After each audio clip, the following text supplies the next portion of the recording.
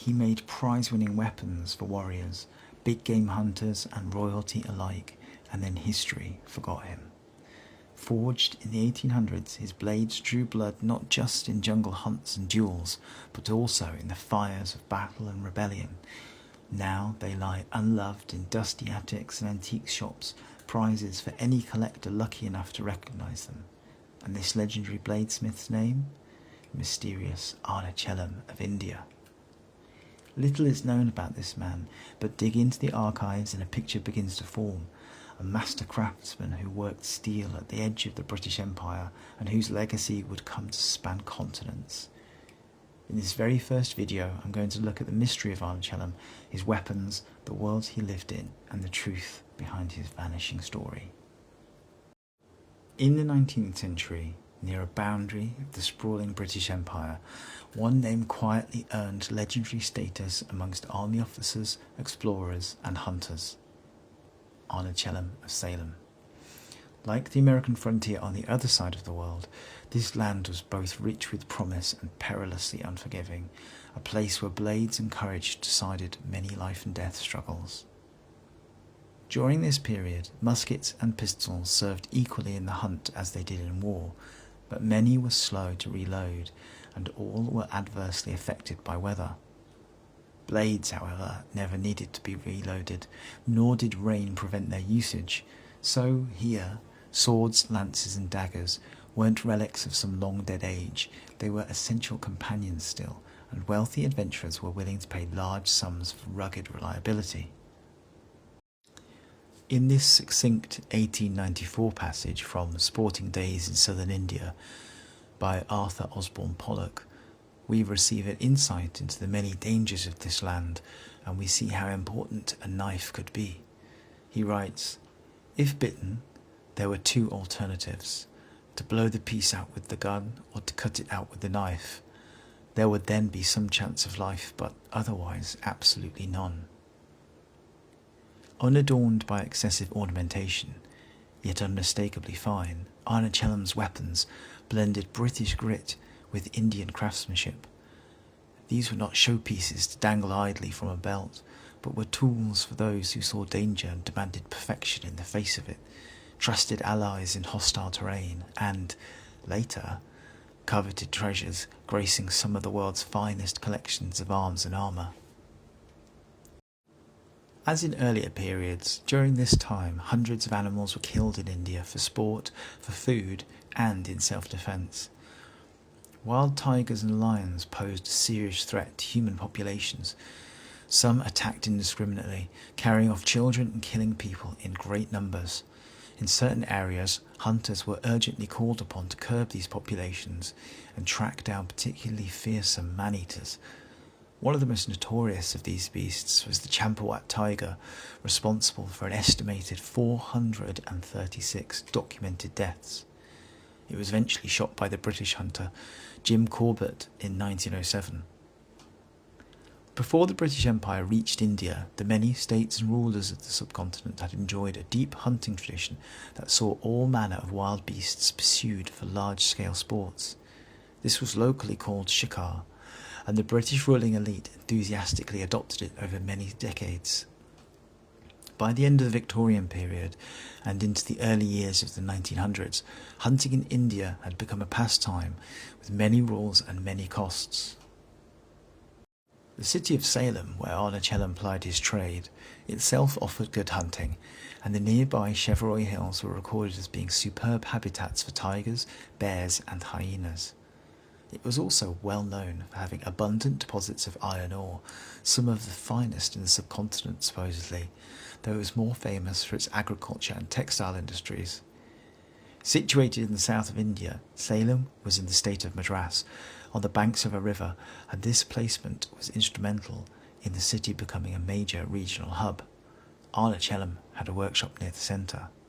From the book Armour and Decoration by W. O'Grady, 1884. A hunting knife made yesterday by Arnachellum of Salem at the foot of the Chevreuil Hills will chop as clean a hole through a silver dollar as a punch, without impairing its capacity to shave a wild boar without soap. As you might have guessed by now, Arnachellum's main fare was the hunting knife. Often very large, these daggers eschewed the rich forms of decoration that Indian historical weaponry tended to be adorned with, in favour of exhibiting a confidence of quality that came to speak for itself. Blades were single or double-edged, with a clipped point or a spear point forming the tip. Handles were made from curving antler, with the only surviving outliers being some examples of very elaborately carved ivory, though it's likely that these were rehandled at some time after the original sale occurred. Pommels were subtle affairs, usually being a cap made of silver or steel, sometimes with engraved acanthus motifs, and sometimes left plain. Some examples seen by the author had a spur to the pommel, which would have acted as a hand stop during a draw cut. The quillons, those guard projections that protect the hand, were usually straight with bald finials, though a purchaser could also choose to have them S-shaped. Often there was only a stubby disc to protect the hand. Surviving sheaths were made from leather and robustly constructed, usually with reinforced sections and scored on the surface with geometric decorations. Sometimes there was a belt loop, and sometimes a large metal clip that corresponded to an aperture in the handle, and this was designed to stop the knife falling out and being lost. After the hunting knife, Arnachellum became most famous for its hog spears and lance heads, some of which still pop up on the collector's markets today. Occasionally, hog spears were also used by British Army officers in favour of their regulation sabres.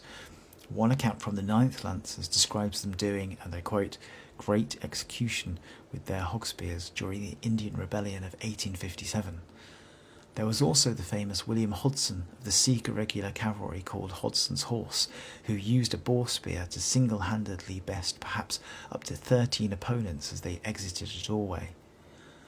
The sport of hunting hogs with such spears, from horseback especially, was a much valued pursuit amongst the British cavalry regiments, as it was deemed an exciting and dangerous training tool. Alongside daggers, one could also purchase from Arnachellum cutlery for the table, scissors, garden pruners, and several other bladed instruments, though very few of these now survive in documented collections. One reason we can identify Arnachellum's works is that the company stamped their blades in a rather robust fashion. Usually on a knife, this took the form of the name being rendered in uppercase and impressed into the left side of the blade, arranged parallel to the spine, with the word Salem written similarly underneath. Rarely, though, this Salem mark appears separately on the flat section of the blade near the guard, that part called the ricasso. The Salem marking has naturally led to confusion, with some collectors of American Bowie knives assuming a link to the Massachusetts city of the same name, or to one of the many other settlements in North America that have the name Salem. This has influenced some suggestions that Arnachellum exported knives to both sides of the Civil War, but there seems to be no evidence to show that this took place on any scale larger than the odd one or two private purchases.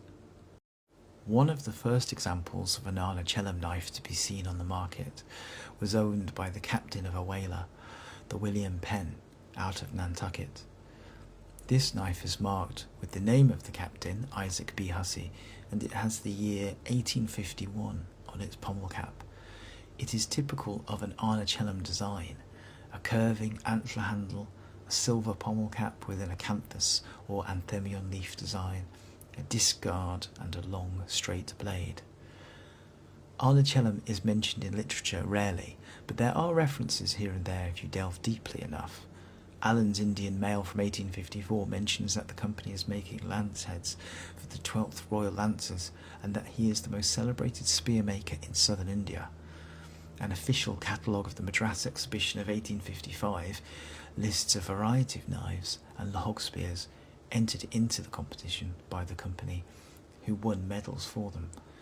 The same document makes reference to the company's long-established reputation, and that it is very high quality products that it produces, but they have a price tag to match. 3 years later, and the company's shop is described in print by H.A. 3 plain steel lance heads made it into the royal collection at Sandringham House, as did a pair of daggers presented to King Edward VII, then the Prince of Wales, during his tour of India.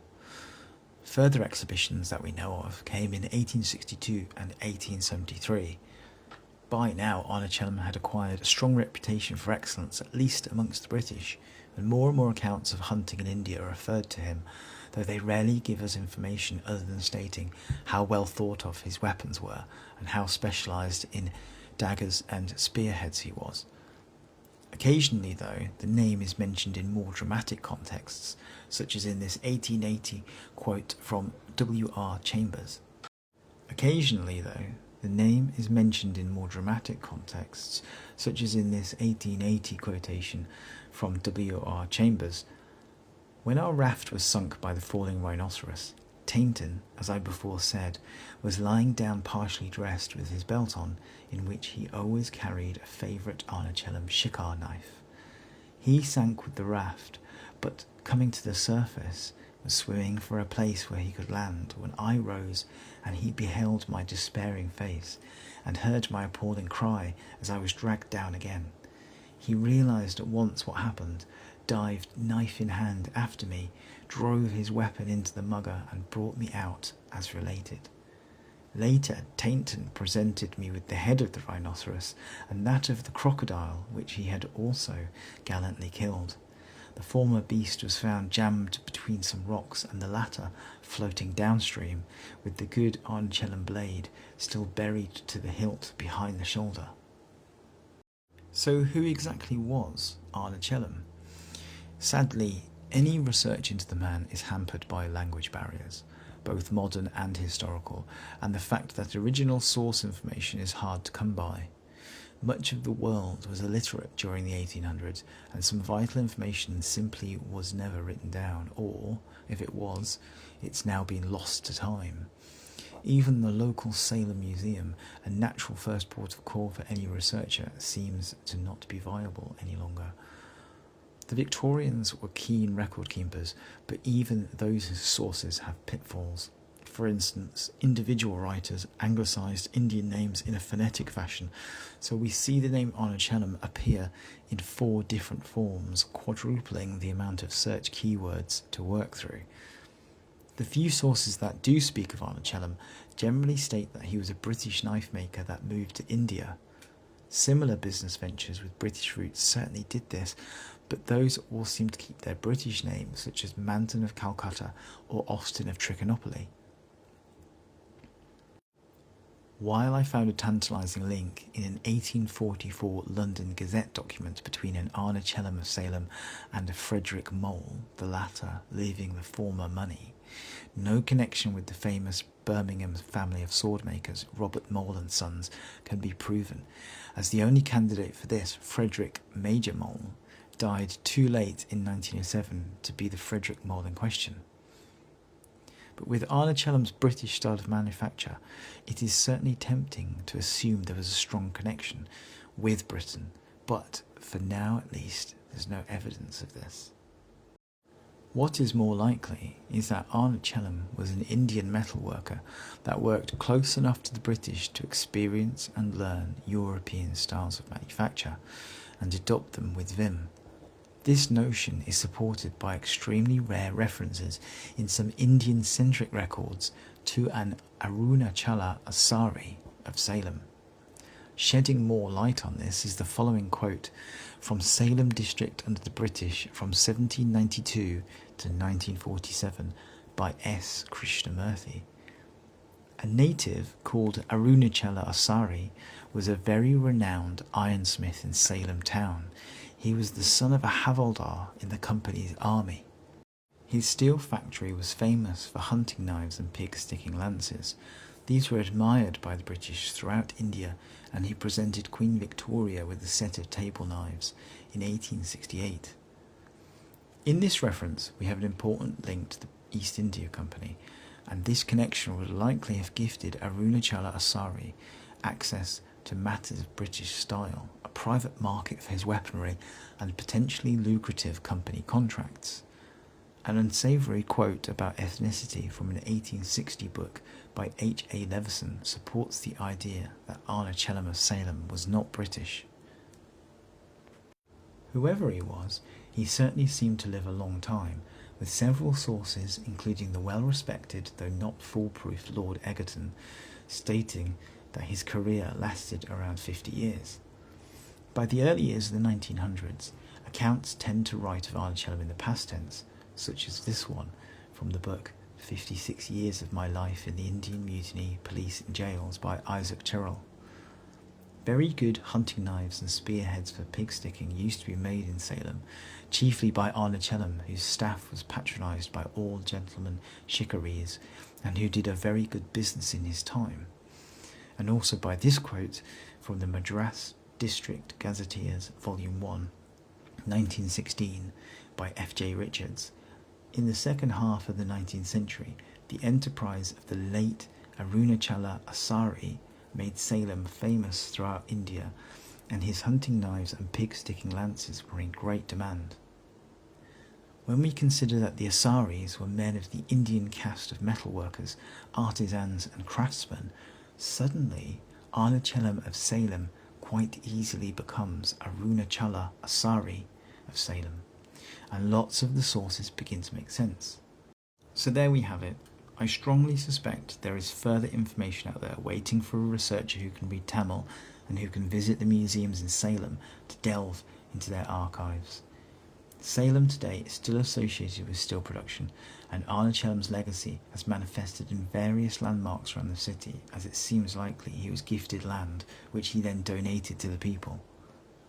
However, his prowess as a bladesmith remains mostly unacknowledged outside of the field of historical arms and armour, and even inside it he is little known. So hopefully this video brings this fascinating maker to more people. Thank you for watching. Please like and subscribe, and check out my Patreon for the source list and a large companion article to this video.